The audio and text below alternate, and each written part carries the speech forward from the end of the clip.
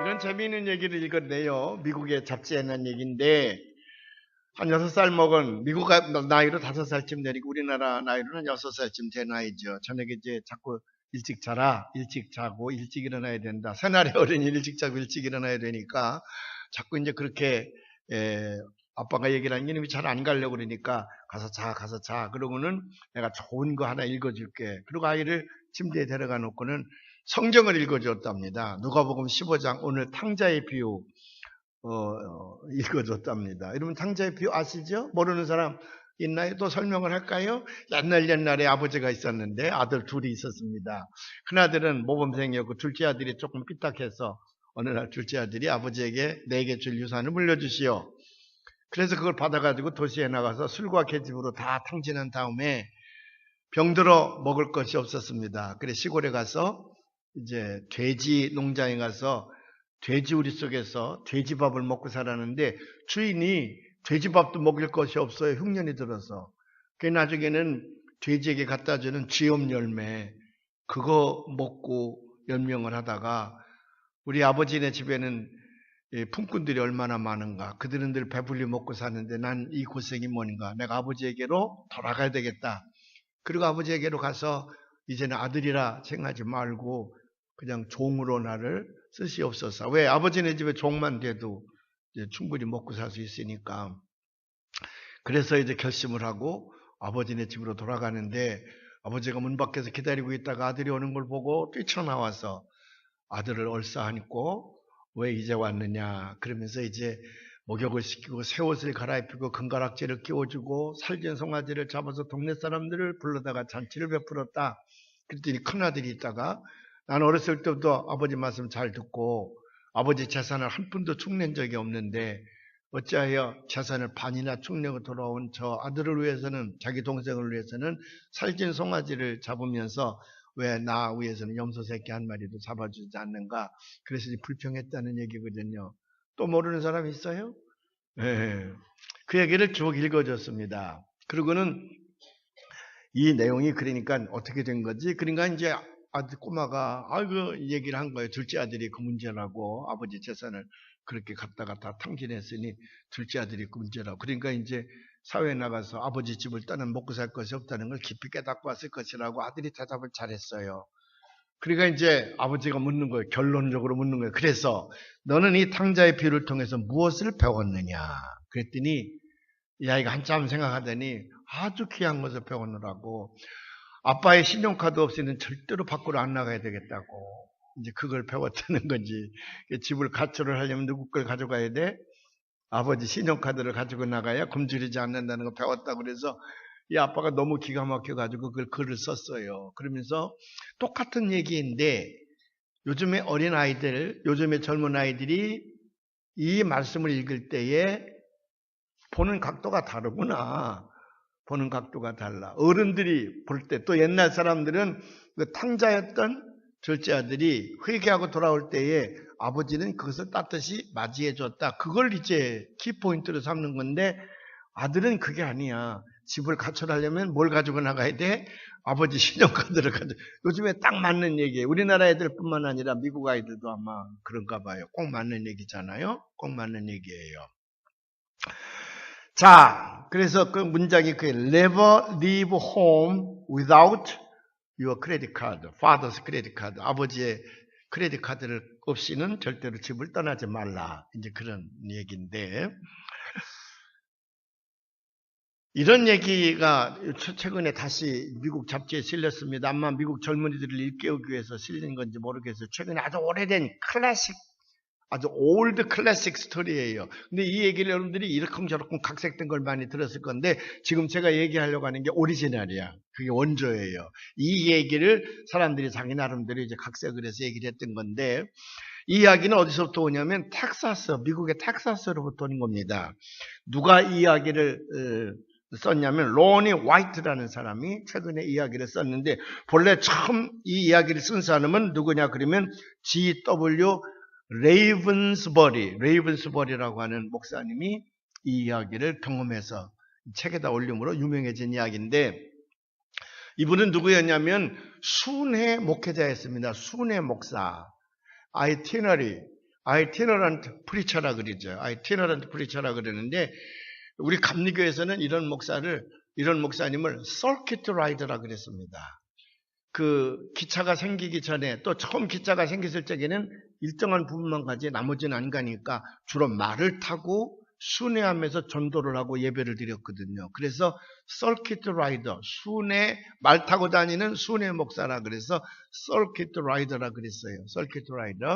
서킷 라이더 프리처라 그랬는데 이 순회 목회자라는 것이 얼마 전까지도 있었습니다. 지금이야 뭐 교역자들이 차고 넘치고 또 동네마다 교회가 없는 곳이 없으니까 이 순회 목회자들이 없었지만은 옛날에는 미국에 순회 목회자들이 많았습니다. 근데 이 감리교 서킷 라이더들은 평균 연령이 35살을 넘지 못했어요. 그때 순회 목회자들은. 왜? 대개 이제 서부 개척으로 해서 유럽에서 동부로 저기 이제 보스턴이라든지 뉴욕이라든지 노스캐롤라이나, 사우스캐롤라이나 이 대서양 쪽에서 사람들이 들어오게 되면 이제 서쪽을 향해서 이쪽 로스앤젤레스 쪽이죠. 이제 금광이 많이 있다 그래서 미 대륙을 횡단하는 역사를 서부 개척사라 그러거든요. 그 서부 개척할 때에 맨 앞에 누가 섰냐면 목사님들이 쓴 거예요. 특별히 감리교 목사님들이 섰습니다. 그 서킷 라이더라는 사람들이. 그래서 서서 이제 마을을 형성할 만한 이 땅이 있고 강이 있고 산이 있고 살만한 곳에 마을을 형성하게 되지요. 그래서 거기다 교회를 세우고 거기 사람들이 이제 처음에 개척을 해서 정착을 하면 그 다음 사람 들리고 또 떠나는 거지. 그렇게 해서 이제 서쪽으로 가는 건데 그게 서부 개척 역사인데 자 가다 보면은 전염병 맞이하게 되지요. 또 토착병이라 그러나 토착병 그 지역에 있는 그런 병마에 시달리게 되죠. 인디언들의 습격을 받게 되죠. 인디언들. 또 자기 땅을 자꾸 점령해 가는 거니까. 그 다음에 이제 맹수들입니다. 그 맹수들이 와서 잡아먹기도 하고. 그래서 평균 연령이 35살을 넘지 못했어요. 그래서 그 사람들이 1년에 한 번씩 모여서 이제 선교 보고도 하고 영적 충족도 얻고 또 사랑의 교제도 나누고 그리고 이제 떠나는 거지. 그래서 1년에 한 번씩 모이는 회의라 그래서 annual conference, 연회라는 게 그래서 생기게 된 거거든요. 연회, annual conference가 이번 이제 이달 말에 연회가 우리 교회에서 1600명의 서울 연회 회원들이 모여서 이제 회의를 하는데 연회라는 게 그렇게 처음에 생기게 된 거지요. 그런데 말이죠. 그 연회가 얼마나 뜨겁고 눈물 바다에 있는지 몰라요. 왜? 이게 이제 나갔다가 들어오게 되면 여기서 일주일 동안 또는 2주 동안 연애를 한단 말이에요. 그래서 같이 밥도 먹고 또 뭐 대접을 잘 해주죠. 고생하는 사람들이니까 뭐 스테이크도 잘 구워주고 뭐 이제 그렇게 하지요. 그다음에 선교 보고 받고 또 기도해도 하고 영적 증정함을 얻고 그러고 나간단 말이에요. 나갔다가 그 다음에 연애할 때 돌아오는데 거의 3분의 1이 못 돌아오는 거예요. 3분의 1이 목숨을 잃는 거예요. 그러니까 그 연애마당에서의 그 반가움, 그리고 현장으로 나갈 때에 뭐라 그럴까? 내년에 또 만날 수가 있을까? 내년에? 그게 이제 큰 과제잖아, 목회자들끼리는요. 정처 없이 또 말을 타고 가족과 함께 나가는 거니까. 그래서 유태인들이 그 전에 흔히 불렀던 노래를 그때 목회자들이 많이 부른 거예요. 안녕 친구여, 안녕 친구여, 안녕. 만날 때까지 주님 품 안에 샬롬 샬롬 샬롬 하베림 샬롬 하베림 샬롬 샬롬 레히트라봇 레히트라봇 샬롬 샬롬 안녕 친구여 안녕 친구여 안녕 안녕 만날 때까지 주님 품 안에 샬롬 샬롬 유대인들이 나라를 잃고 각지로 흩어져 살다가 정착하고 웬만큼 살만하면 거기서 내쫓습니다. 원주민들이 그 땅을 차지하고 내쫓지요. 그럼 유대인들이 또 쫓겨나면 다른 곳에 가서 또 땅을 일구고 또 정착하고 살다가 살만하면 또 내쫓지요. 그 유대인들을 가리켜서 디아스포라라 그랬는데 디아스포라. 이 디아스포라들의 슬픔이라는 건 이루 말할 수가 없었죠. 그래서 이제 그 유대인 역사 가운데에 이 디아스포라, 지금은 뭐 전 세계에서 유대인들이 돈을 제일 많이 가지고 있고 가는 곳마다 다 성공했다 그러는데 처음에는 어디 그렇겠습니까? 그런데 이제 내쫓김을 당할 때에 가족 단위로 못 갔다는 거야. 아빠, 엄마, 아이들 이렇게 뭐해? 그러면 받아주는 데가 없으니까. 그래서 젖 먹는 아이, 조그만 유치원 다니는 아이들을 빼고는 흩어질 적에는 이제 민들레 씨앗 많이 비유가 되는 건데 민들레 씨앗이 후 불면 후 날아가잖아요. 민들레 서울 촌놈들은 모르지. 민들레 꽃 본 사람 손 들어봐요. 민들레. 어이 우리 교인들은 꽤 많이 하네 그래도. 그래서 이제 유럽이나 미국에는 민들레 선교회라는 게 많아요. 민들레 선교회. 그래서 후 불면 흩어지잖아요. 그래서 떨어지는 곳에다가 다시 뿌리를 내리고 싹이 나고 그러죠. 민들레 그 꽃이 지고 나면 그 열매가 아주 바람결에 후 잘 날아가잖아요. 그래서 이 유대인들이 흩어지는 거예요. 각자 흩어지는 거예요. 어떤 때는 부부지간에도 흩어지는 경우가 많았다는 거거든요. 그 흩어져서 정착해 사는 거지. 그러다가 다 정착되면 또 서로 연락도 하고 그러는 건데, 그러니까 흩어질 때에 또 만날 날이 과연 있을까? 샬롬 하베림이에요. 샬롬 평안하소서. 하베림 다시 만날 때까지 평안하소서 그 말이거든요. 그러니까는 그 유대인들이 이 노래를 누가 만들었는지도 몰라 자생적으로 불렀다는 거거든요. 근데 이제 그런 역사를 아는 목사님들이 이 노래를 헤어질 때, 연애가 끝나고 헤어질 때 이 노래를 많이 불렀다는 거예요. 눈물을 흘리며 안녕 친구여. 다시 만날 때까지 주님 품 안에 평안하소서 그런 얘기지. 요즘에는 뭐 현장감이 없으니까 그거 불러도 별로 감동이 안 오지만 그때 사람들은 이거 대단했습니다. 이제 그런 사람 가운데 하나가 레이즈번버리라고 하는, 성이 좀 기르네. 레이즈번버리라고 하는, 레이븐스버리라는 사람인데, 이 순회 목회자들은 기차에서 거의 일생을 사는 거지요. 이 마을에 가서 설교하고 또 기차를 타고 다음 때 가서 또 거기서 설교하고 전도하고 끝나면 또 기차를 타고 또 그래서 거의 기차에서 살다시피 하는데, 하루는 맨 마지막 기차 안에 앉아서 피곤한 몸을 달래고 있는데 한 두세 칸 앞에 웬 청년 하나가 낡은 옷을 입고 낡은 가방, 지금처럼 가죽 가방이 아니지 그때는 이제 골련으로 되어져 있는 두꺼운 종이 그걸로 되어져 있는 가방들이었죠. 뭐 그 다 터진 그런 가방에다 물건을 잔뜩 넣어가지고 의자 밑에다 놓고 청년 하나가 앉아 있는데 눈빛이 불안해요. 눈빛이.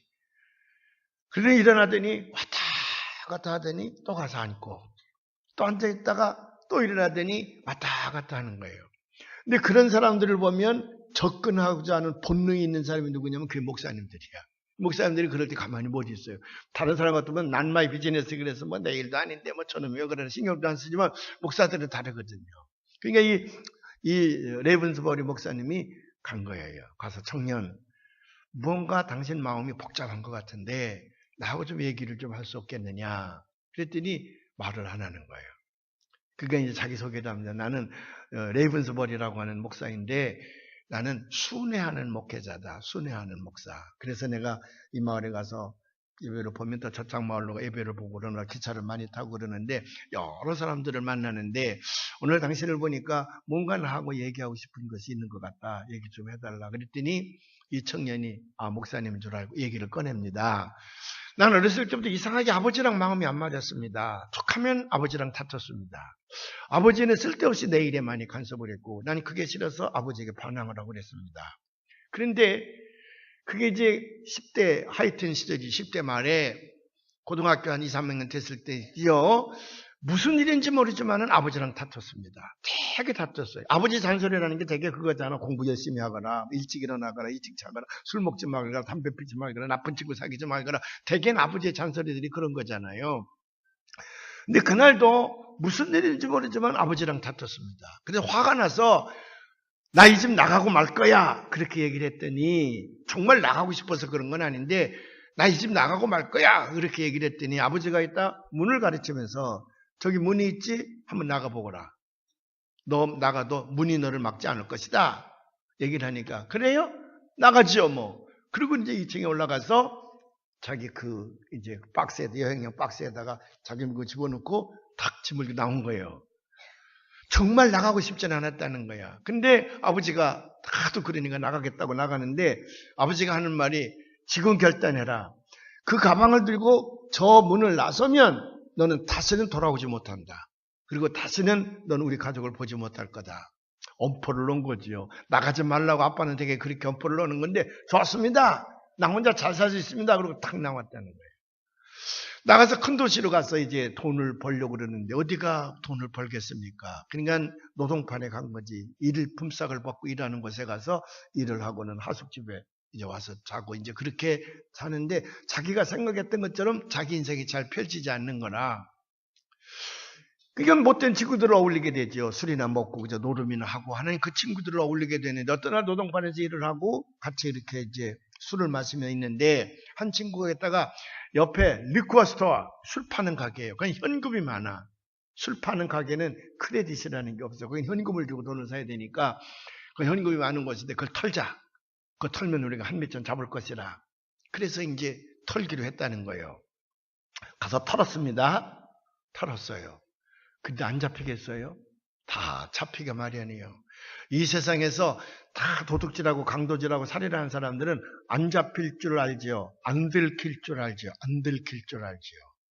그러나 다 들키고 다 잡히게 돼 있어. 다 잡히게 돼 있어요. 요즘에 이제 평택에 그 원영이라는 아이가 7살 먹었나요? 그 계모가 너무 학대를 했다는 거지. 그래서 계모가 그 아이를 나가서 버렸다는 거지요. 처음엔 뭐 길거리에서 버렸다고 그랬더니 나중에는 뭐 산에 가서 버렸다고 이제 헷갈리면서 이 내외는 이 계모하고 친부는요. 절대로 안 들킬 줄 알았지. 그냥 그렇게 막연하게 얘기를 합니다. 그러니까 경찰 개명을 풀어서 산도 뒤지고 거리도 뒤지고 도시도 뒤지고 드럼이라는 것도 띄워서 또 막 했지 않았어. 나중에 알고 보니까 요즘에는 CCTV라든지 SNS 인터넷이라든지 뭐 그래 이런 게요. 도둑놈 잡기는 딱 좋게 돼 있어요. 그래 결국은 들켰지 뭐. 오줌 쌌다고 목욕탕에다 발끝 뺏겨서 가둬놓고 먹을 걸 주지 않았더니 죽었지 그 아이가. 그러니까 부부가 갔다가 산에다 묻었다는 거 아니에요? 요즘엔 제 새끼 죽이는 부부가 왜 이렇게 많이 생겼죠? 참 이상하네. 근데 특별히 계모들이네, 계모들. 왜 계모들이 애비 자식을 그렇게 죽이는지. 혹시 여러분이 계모인데 전처 자식이 참 기르기 싫거들랑 저한테 가져오십시오. 제가 요즘 아이를 좀 기르고 싶은데 잘 기를 것 같아요. 우리 아이들은 기를 때 너무 싸우고 그냥 그래서 잘 못 길렀는데 지금 아이가 하나 생기면 정말 잘 기를 것 같아요. 그냥 죽이지 말고 저한테 가져다 주셔도 좋겠어요. 안 들킬 줄 알았지. 들켰어. 그리고 계모가 그 전처 아이들 없이 새로운 남편하고 알콩달콩 잘 살 줄 알았지만 이제 남은 인생은 꼽아먹고 살아야지 가서. 저는 목사인데도요. 어떤 마음이 드냐면 한 50년 감옥에다 갖다 뒀으면 좋겠어. 그래야 사람들이 경종을 울려서 사람들이 그런 짓을 하지. 작년부터 시작 금년까지 아이들이 죽은 아이들이 여러 명이잖아요. 지금 나 기억도 잘 안 나네. 근데 왜 아이들을 그렇게 목사도 거기 하나 있어서 성결교 목사도 거기 하나 있어가지고 큰 화제거리가 되었는데 그렇게 하면 안 들킬 줄 알지. 안 들킬 줄 알아요. 다 들어요. 다 들키고요. 이 세상에서 완전 범죄는 없어요. 완전 범죄는요.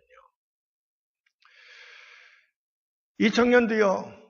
그 리코스터 술집 그 술을 파는 가게지요. 그러니까는 그 술 마시는 것이 아니라 술병을 놓고 파는 데란 말이에요. 술병을 놓고 파는데. 그걸 털었지. 돈을 많이 가졌죠. 그렇지만 금방 들켰습니다. 그리고 형무소 가서 형무소를 살고 나오게 되는데 형무소에서 많이 느낀 거예요. 아버지에게로 돌아가야 돼. 용서를 빌고 아버지에게로 돌아가야 되겠다. 내가 아버지에게 반항하고 또 나쁜 말을 하고 나쁜 행동을 하고 아버지 말을 듣지 않고 학교도 안 다니고 공부도 안 하는 거 이런 거 제가 잘못됐다는 거를 충분히 아버지에게 말씀을 드리고 용서를 구하고 다시 집에 가 살아야 되겠다. 이렇게 편지를 쓰기 시작을 합니다. 아버지에게 편지를 쓰는데 도저히 그냥은 아버지가 안 받아줄 것 같단 말이에요. 그래서 겁이 많이 나는 거예요. 그래서 아버지에게 뭐라고 편지를 쓰냐 그러면 아버지가 만일 제 모든 잘못을 용서해 주시고 저를 다시 받아들이신다면 그 집 앞 나무에다가 수건, 흰 수건 하나를 걸어 놓으십시오. 그러면 며칠 날 몇 시에 제가 기차를 타고 그 앞을 지나갈 것인데 나무에 흰 수건이 하나 걸려 있으면 아버지가 저를 용서해 주는 줄 알고 역에서 내려서 아버지 집으로 가겠습니다. 그렇지 않으면 저는 그냥 패스해서 제 갈 길로 가겠습니다. 그런 편지를 보냈다는 거예요. 그러면서 이 청년이 목사님에게 묻습니다. 목사님, 과연 아버지가 흰 수건을 걸을까요? 만일 안 걸면 어떡하지요? 나는 지금 거기 영어 표현에 보니까 I am at the end of my rope 그렇게 써 있어요. 근데 그걸 무슨 뜻인지 잘 몰라서 막 찾아봤더니 my rope, 내 밧줄의 끝에 내가 있습니다. 그 말은 내 생명줄 끝에 내가 있습니다. 안 받아주면 자기는 생명이 그대로 끝나겠다는 얘기지. 죽겠다는 얘기죠. 내가 무슨 행동을 해야 될지 내가 모르기 때문에 이제 살 의욕이 없다는 거지. 그러면서 저 산모퉁이만 돌아가면 우리 집은 바로 기찻길 옆에 있습니다. 기찻길에서 얼마 떨어지지 않은 마을에 있는데 이 산모퉁이만 돌아가면 우리 집이 보일 것인데 목사님 제 대신에 우리 집을 좀 봐주십시오. 우리 집 앞에 나무가 하나 있는데 거기에 흰 수건이라도 하나 매달려 있는지 목사님께 대신 봐주십시오. 저는 도저히 그걸 볼 수가 없습니다. 그래서 기차에서 머리를 수그리고 목사님이 대신 봐달라고. 그래서 레븐스버리라는 목사님이 그래 내가 봐줄 테니 걱정하지 말라고. 기도가 나왔다는 거예요. 하나님 아버지의 마음을 돌이키시사 꼭 수건을 좀 걸게 해주십시오. 왜?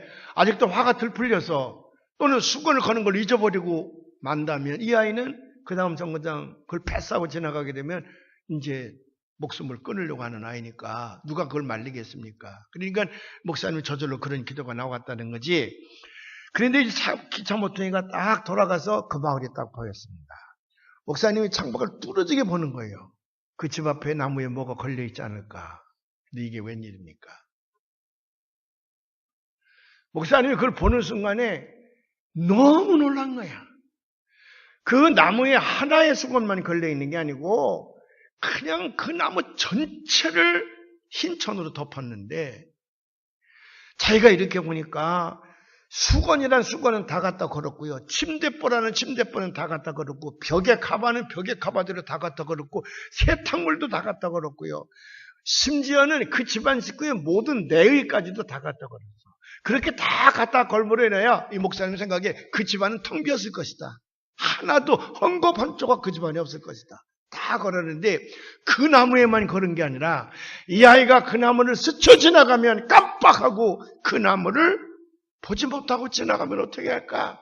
그런 염려가 되었든지 그 마을 끝나는 지점까지는 모든 나무에는 천들이 걸려있는 거예요. 남들이 볼 적에는 넝마가 걸려있는 지저분한 것으로 보이는데 이 목사님이 볼 적에는 하늘나라의 휘황찬란한 사랑의 깃발이 꽃을 피우고 있더라는 거야. 너무 감격스러웠다는 거예요. 그래서 여보, 젊은이여 보라! 어서 일어나서 보라! Look! 저 창밖을 보라고! 창밖을 보라고. 이 친구가 보더니 그냥 감격이 와서 차가 스톱하기도 전에 문가로 나가더니 가방을 들고 자기 집을 향해 뛰는 거예요. 집에 얼마큼 언덕에 가더니 그 가방도 집어 던지고 뛰어가는데 가만히 보니까 그 문 앞에 서 있던 노회한 할아버지 할머니가 자기 아들이 뛰쳐오는 걸 보고 허겁지겁 와서 그 아들을 붙들고 막 통곡을 하다는 거지. 레븐스버리 목사님이 글을 그렇게 썼습니다. 하나님의 은총의 장면이 저런 그림이 아니겠는가? 어쩌면 죄인 하나가 회개하고 돌아온다 그럴 때에 하늘나라의 모든 집집마다의 헌금이라는 헌금은 다 갖다 걸었을 것이다. 그래서 하늘나라는 텅 비었을 것이다. 헌금 낡은 조각 하나도 천국 집안에는 없을 것이다. 나무에다가 다 걸었을 것이다. 내가 회개하고 하나님 앞으로 돌아올 때에도 하나님이 그렇게 하시지 않았겠는가? 그래서 성경은 죄인 하나가 회개하고 돌아오면 하늘나라에서는 깃발을 걸고 천국 잔치를 할 것이다.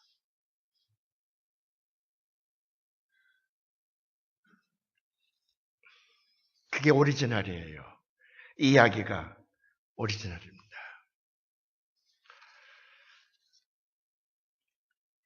레이븐스버리 목사님은 이렇게 얘기합니다.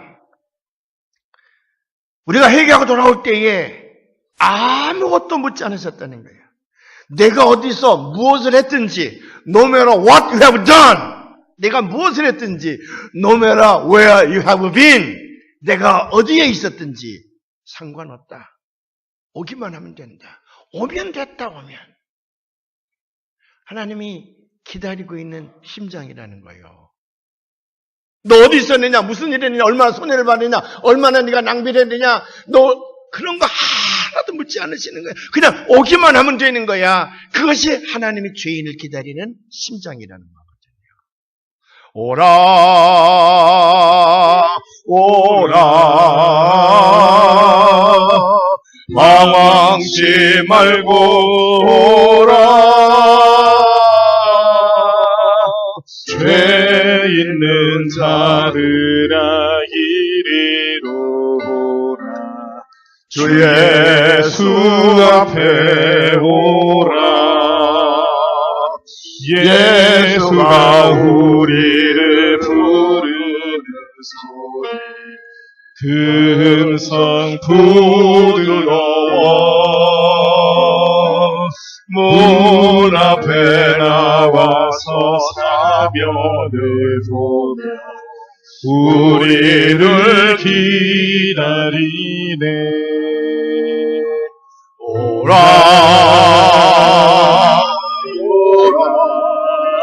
오라 방황치 말고 오라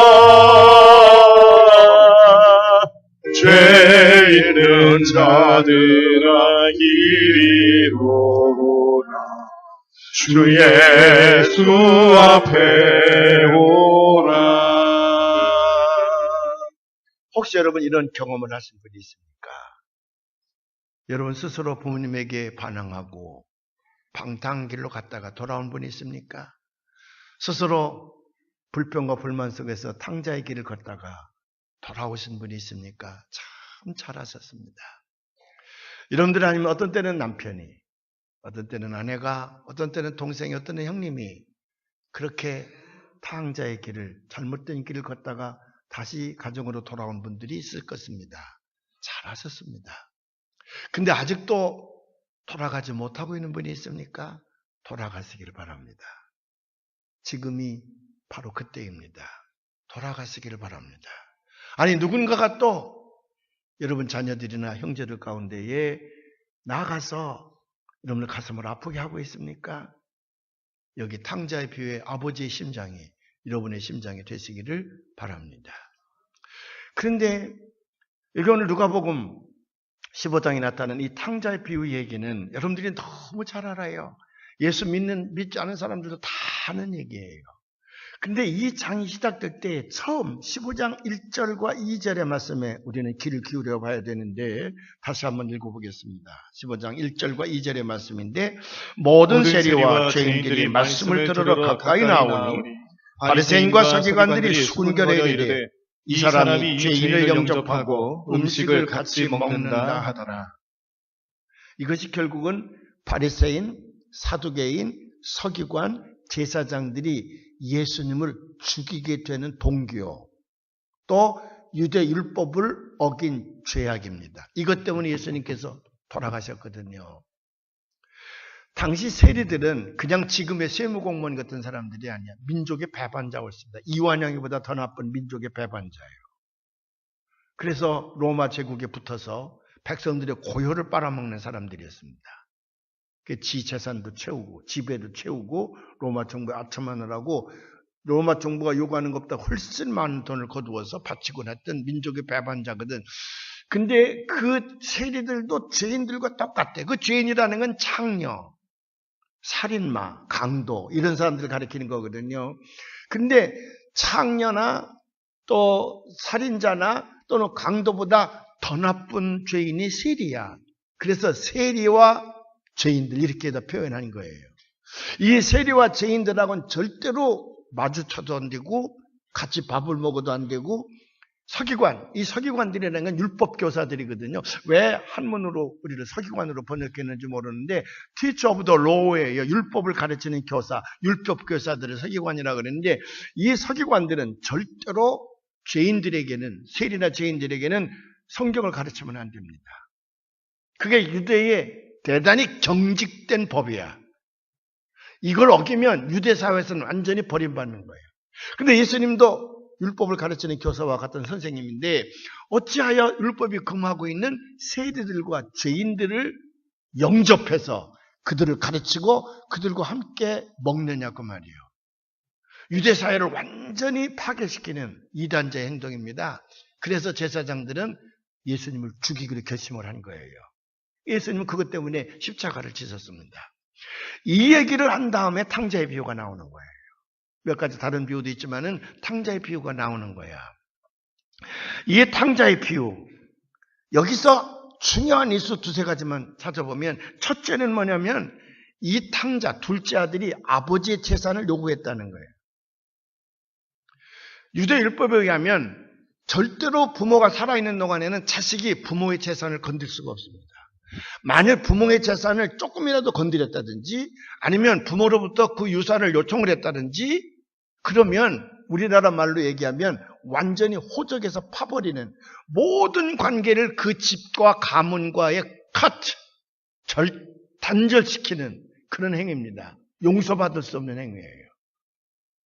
그게 보통 사람에게는 있을 수 없는 거지. 굶어 죽어도 있을 수가 없는 일인데 그런데 이 탕자가요 그 일을 저질렀다는 거야. 아버지 어머니가 살아계신데 내 몫을 달라. 이것이 유대사에서는 도저히 용서할 수 없는 죄악이야. 이건 동정을 받을 길이 없습니다. 이웃도 누구도 동정할 수가 없어. 당연히 이 사람은 이미 죽은 목숨이야.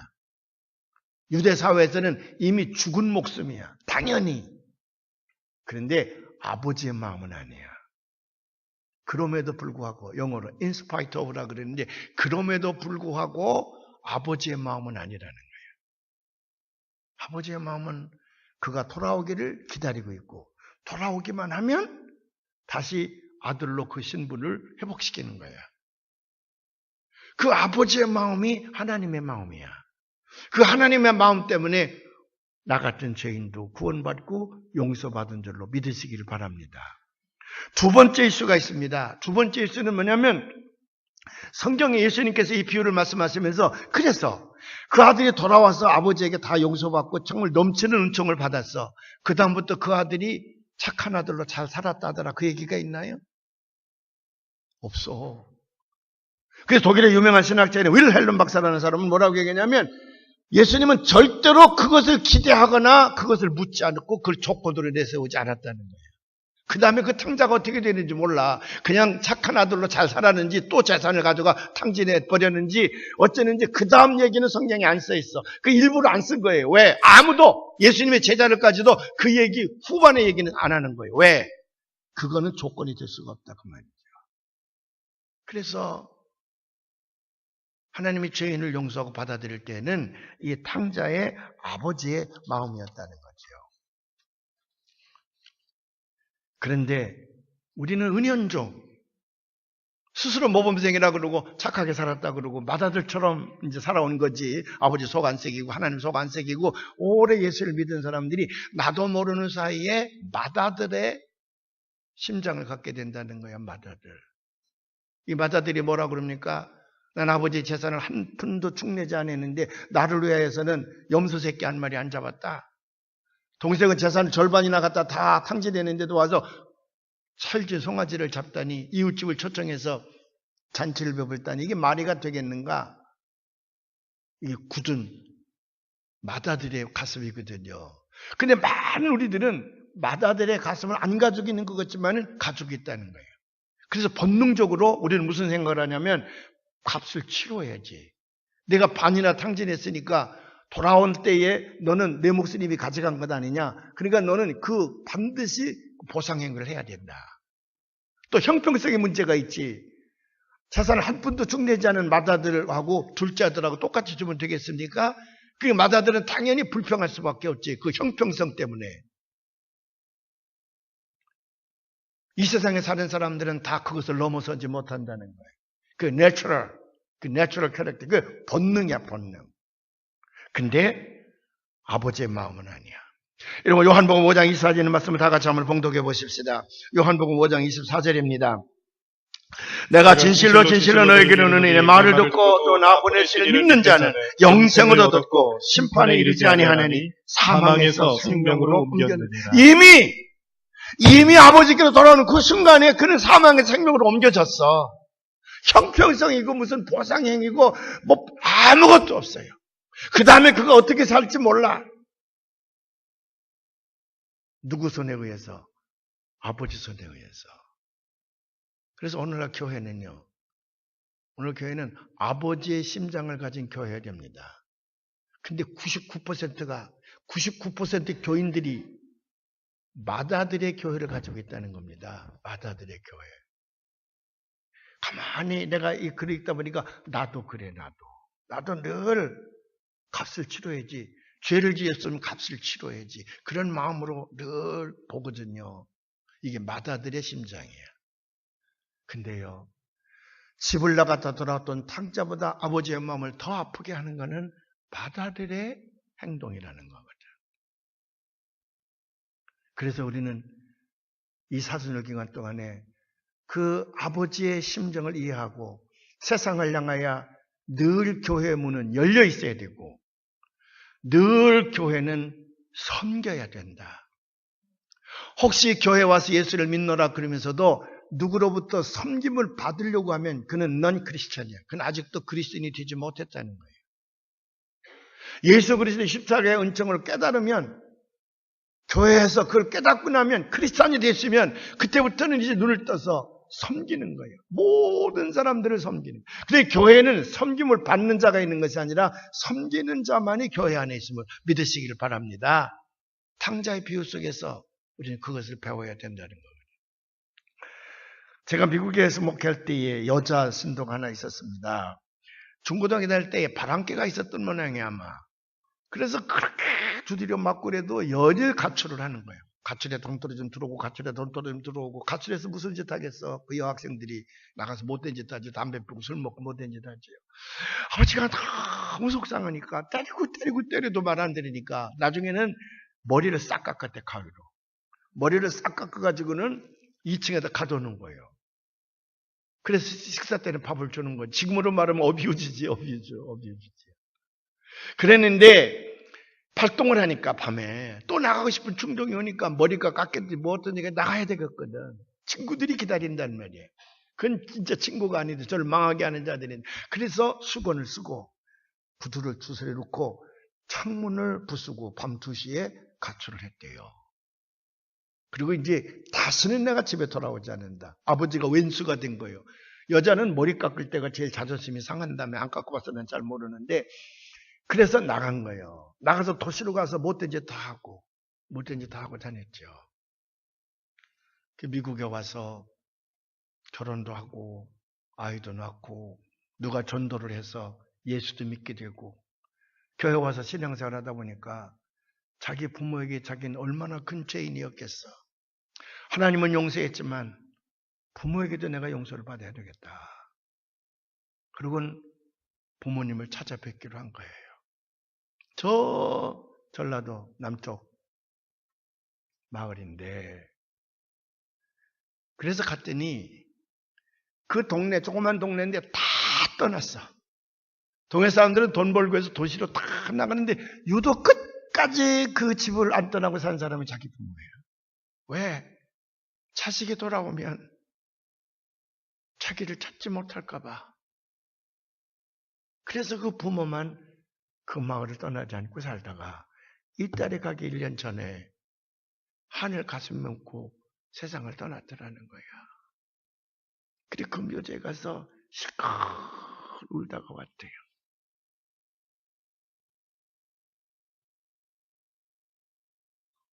왜 그 부모가 그 마을을 떠나지 못했습니까? 다른 사람들 다 돈 벌러 나가서 도시로 가서 다 잘 사는데 왜 끝까지 그 오두막을 지키면서 죽을 때까지 거기를 있었을까요? 딸이 혹시 돌아오면 그를 용서하고 맞아들이려고. 만일 떠났을 때에 딸이 나를 찾지 못하면 어떻게 할까? 저한테 와가지고요, 제 발목을 붙잡고 엉엉을 1년만 더 일찍 갔었으면. 그래서 제가요, 자매는 괜찮아요. 하늘나라에서 다 보고 계실 겁니다. 괜찮아요. 이미 부모님은 당신이 찾아뵙기 전에 이미 용서하셨어. 이미 용서하셨으니까 그 마을을 못 떠난 거지. 당신을 용서하지 않았으면 벌써 떠났지. 떠나지 않은 이유가 당신을 용서한 것은 괜찮다고. 오늘 우리의 신앙이 그 예수님의 심장, 그 하나님의 심장을 깊이 깨닫고 교회를 섬겨야 될 줄로 믿습니다. 기도하겠습니다.